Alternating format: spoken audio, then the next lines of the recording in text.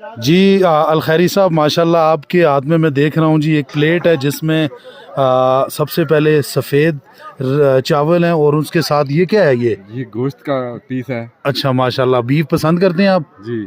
और उसके साथ क्या है? इसके साथ मीठे चावल। मीठा तो मेरी कमज़ोरी है जी, ये तो मैं अच्छा, ये बहुत खाता हूँ। इस गोश्त को कैसे पकाते हैं? ये सामने देगे पड़ी हुई हैं उसमें जो है ना वो बॉईल करते हैं। इस तरह ही करके मुझे सही नहीं पता, लेकिन मैं किसी जो पकाने वाले को बुला लूंगा थोड़ी देर तक। अच्छा। लेकिन ये बड़ा मज़ा आता है खाने का। आप इस तरह ना खाएं क्योंकि मुझे कुछ हो रहा है। शोरबा अलग से बनता है? शोरबा इसी के अंदर ही होता है, इसी का ही शोरबा होता है और बहुत मौल बनता है। जब ये आप एक ज़रा बाइट लें चावलों के साथ टच करें, नहीं नहीं नहीं नहीं चावल थोड़े से ये एक बाइट, हाँ ऐसे ये बाइट बना रहे हैं वो मेरे अल्लाह, कश्मीरी स्टाइल सांस निकाल रहे हैं आप, ये देखें क्या टेस्ट है। हाँ, मज़ा आ गया, ज़बरदस्त हो गया। हाँ। ये है गांव की बाणी मंसूर।